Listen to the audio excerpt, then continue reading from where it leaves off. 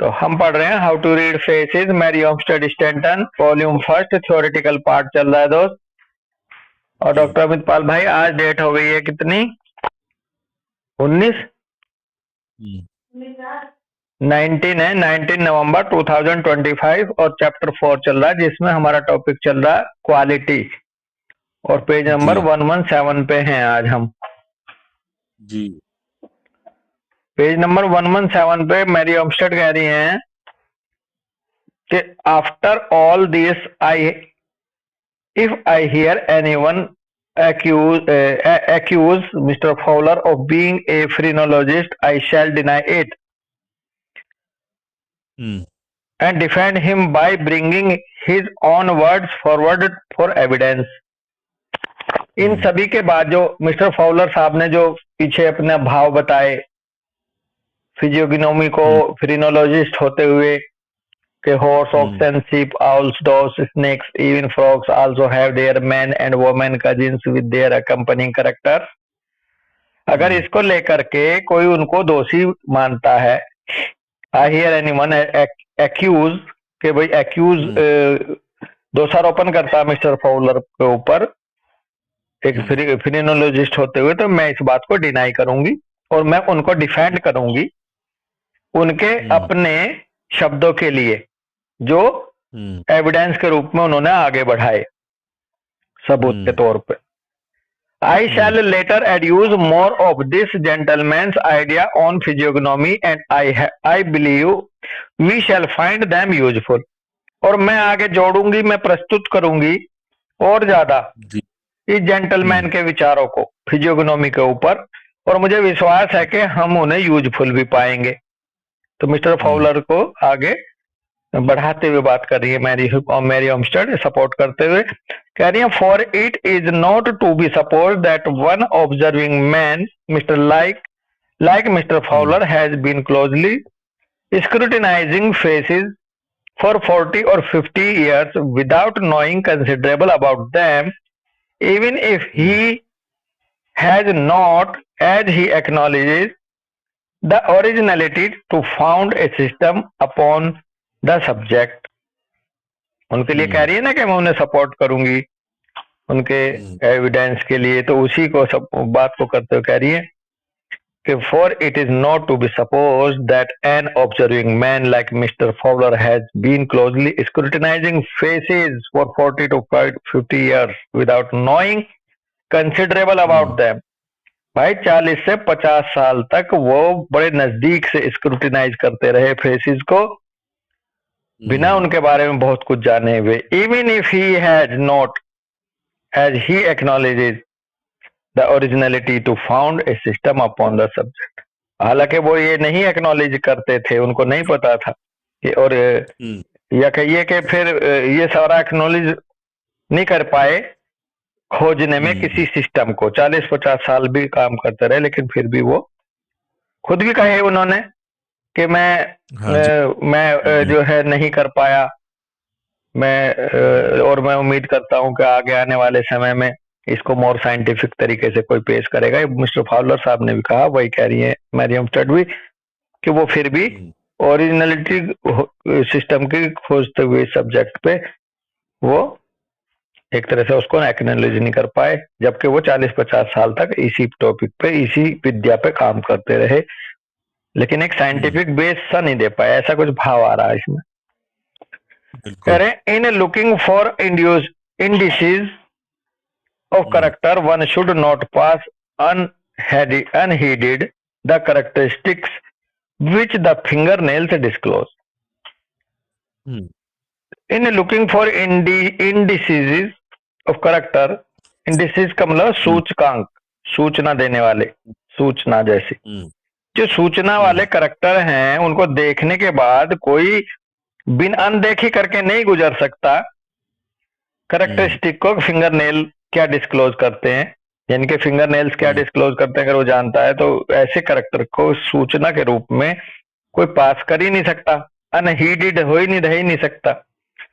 where they are fine and thin and of pinkish shade, a normal condition of health and a fine degree of mental power will be indicated. जिस किसी व्यक्ति के नाखून fine होंगे, thin होंगे, गुलाबी रंग की शेड वाले होंगे, वो एक नॉर्मल हेल्थ वाला बंदा होता है और fine degree of mental power होती है भाई उस बंदे के अंदर। ये उसका इंडिकेशन है कि इसके अंदर एक fine degree of mental power है, ये हेल्दी है। यदि किसी के नाखून फाइन, थिन और पिंकिश शेड वाले हैं। बहुत बढ़िया।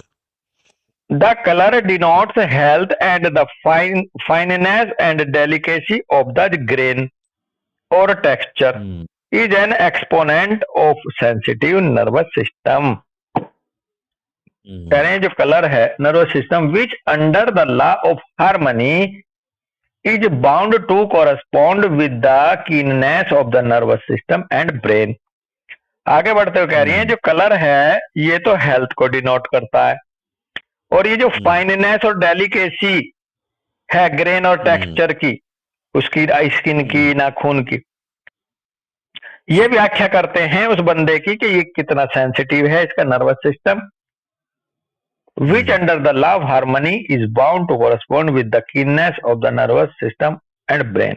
और ये फाइननेस, ये सेंसिटिव जो क्वालिटी है इसको जो शो करती है, और साथ में ये भी बताती है कि ये लॉ ऑफ हार्मनी में किस तरह से बाउंड है एक दूसरे से कोरेस्पॉन्ड करते हुए, ये कितना कीन है नर्वस सिस्टम और ब्रेन के लेवल पर। Coarse grained thick nails reveal to us a character more useful than ornamental. ये जो किसी के खुरदरे कोर्स ग्रेन्ड थिक नेल जो हैं वो खुलासा करते हैं हमारे सामने कैरेक्टरों का, इससे ज्यादा मोर यूजफुल देन ऑर्नामेंटल। मतलब एक तरह से एक अलंकार होने के अलंकृत नहीं ना करते हुए वो हमें एक कैरेक्टर को शो करते हैं। किसी की सुंदरता के लिए अलंकार का रूप ना लेते हुए कोर्स ग्रेन्ड थिक नेल वो जो है उसके कैरेक्टर को ज्यादा हमें रिप्रेजेंट करते हैं, खुलासा करते हैं। If the colour is of a pink और reddish hue then a normal degree of health is present.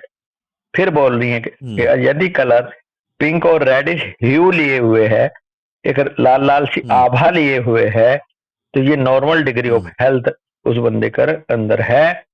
If the nails are of a bluish tint irregular circulation will be denoted. अगर bluish tint है, एक नीला नीला सा colour लिए हुए है नाखून, तो समझ लो उस इंसान का सर्कुलेटरी सिस्टम या सर्कुलेशन गड़बड़ है, इरेगुलर है। If pale then consumptive tendencies और exhaustion of the system are shown. और यदि नाखून पीले हैं, सफेद से हैं, पेल पेल हैं, तो इसका मतलब उस इंसान के अंदर कंजम्पटिव टेंडेंसीज हैं, कंजम्पशन चल रहा है और एक्सोशन ऑफ द सिस्टम चल रहा है।